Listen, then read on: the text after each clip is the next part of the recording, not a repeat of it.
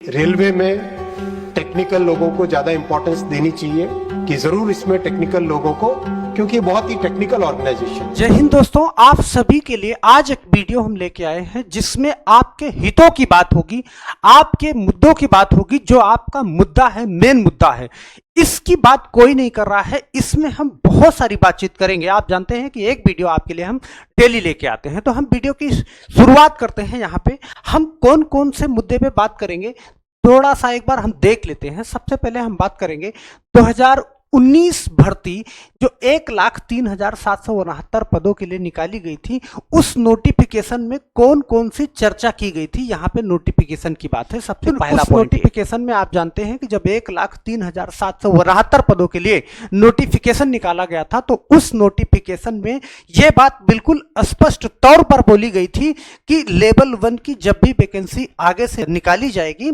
उसमें हम ITI वालों को मौका देंगे। मतलब ITI वाले ही अनिवार्य रूप से उसमें शामिल रहेंगे। अच्छा, ये बात क्यों कहा था?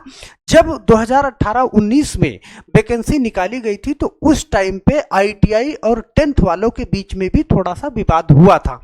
वहां पे ये कहा था कि पर्याप्त रूप से अभी ITI वाले उपलब्ध नहीं है, इसलिए हम 10th को मौका दे रहे हैं, पहले कहा था। फिर उसके बाद जो है, जब थोड़ा सा विवाद बढ़ा आगे, तो एक बार के लिए नोटिफिकेशन में सिर्फ ये बोला गया था कि इस बार के लिए, मात्र एक बार के लिए 10th वालों को इसमें मौका दिया जा रहा है। नेक्स्ट जब भी वैकेंसी आएगी उसमें हम ITI वालों को मौका देंगे। ये बात है 2019 की, 2019 के नोटिफिकेशन की। आप जानते हैं 6 साल बाद जब भर्ती आई 2025 में, हालांकि ये 2024 में ही आई थी, 28 दिसंबर की बात है, तो 2025 की भर्ती में ये बात बोला गया कि सबसे पहले जब 28 तारीख को नोटिफिकेशन जारी हुआ कि उसमें ITI वालों को ही लिया जाएगा। लेकिन कुछ महज एक हफ्ते बाद फिर से नोटिफिकेशन, जब फाइनल नोटिफिकेशन निकाला जाता है, तो वहां पर ITI वालों को हटा करके वहां पर यह लागू कर दिया गया कि योग्यता सिर्फ 10th पास होगी। अब योग्यता 10th पास होने के साथ साथ में बहुत सारा इसमें मुद्दा खड़ा हो गया कि जब पिछली बार 2019 में आपने ये बात बोली थी और बहुत सारे बच्चों ने उसी बात को लेकर के ITI कर लिया, तो फिर ITI को अनिवार्य रूप से लागू क्यों नहीं किया जा रहा है। यह मामला पहुंचा कोर्ट। अब कोर्ट में सवाल जवाब में रेलवे से सवाल किया गया कि आपने जो है पहले बोला था कि जब आप ITI को अनिवार्य रूप से लागू करने वाले हैं, तो फिर आपने क्यों नहीं लागू किया। यहां पे रेलवे का जवाब आया कि ITI 10th वालों को भी मौका मिलना चाहिए।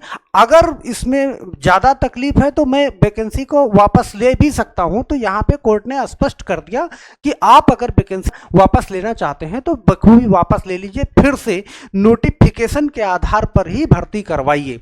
अब यहाँ पर रेलवे को 21 मार्च तक मौका दिया गया है कि 21 मार्च तक आप मुझे ठोस सबूत दीजिए या हमें ठोस जवाब दीजिए जिससे मैं संतुष्ट हो सकूं। अगर रेलवे के जवाब से कोर्ट संतुष्ट नहीं होता है तो उस बेस पे क्या होने वाला है, आप इस बारे में आगे समझेंगे।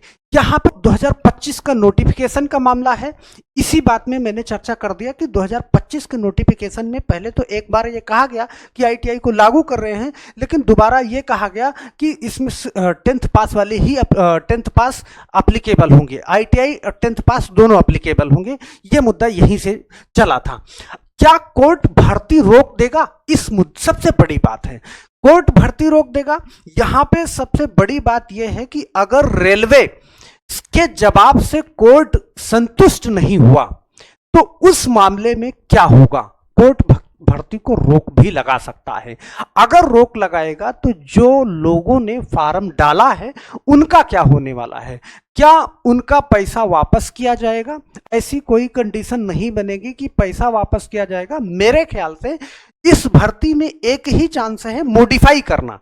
अगर भर्ती में 10th वालों के लिए अलग से पोस्टें निकाल दी जाती हैं, जैसे 32,438 पोस्ट है, या ITI वालों को दे दिया जाए 50,000 पोस्ट अलग से दे दिया जाए 10th वालों को, तो ये मामला फिर से सॉल्व हो सकता है, फिर से मॉडिफाई करने का ऑप्शन दे दिया जाए।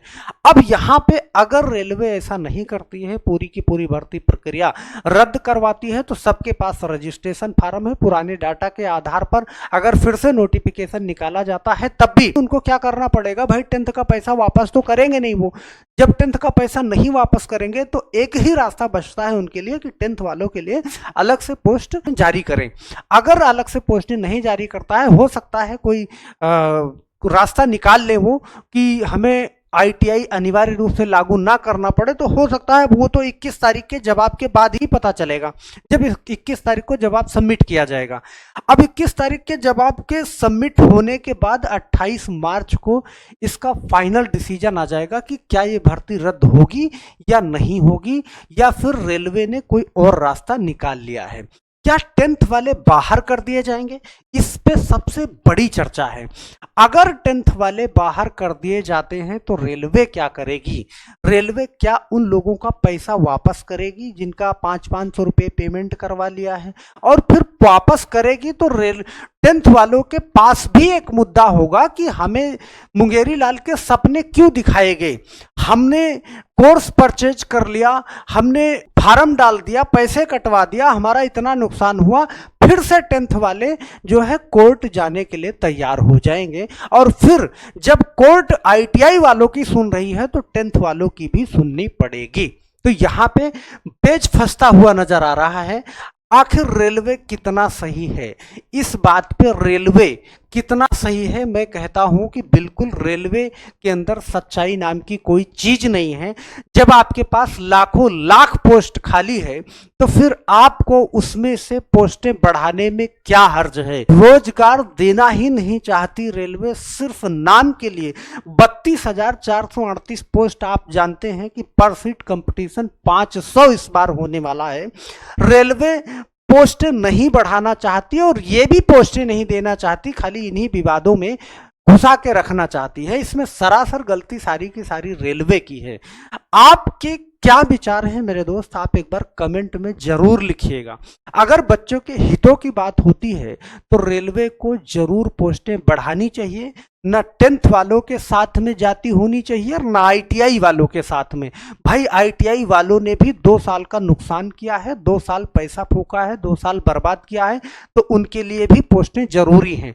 तो हम आशा करते हैं कि आप हमारे इस वीडियो से संतुष्ट होंगे, आप अपनी राय को कमेंट बॉक्स में जरूर देंगे, और आशा यही है कि इसका कोई पॉजिटिव अर्थ निकलेगा। बहुत जल्द 21 तारीख को जो है पता चल जाएगा और 28 तारीख को इसका फैसला भी आ जाएगा। तो हम आशा करते हैं मेरे दोस्तों आज की वीडियो आपको पसंद आएगी, और आप जो है जाते जाते वीडियो को लाइक करना बिल्कुल नहीं भूलिएगा।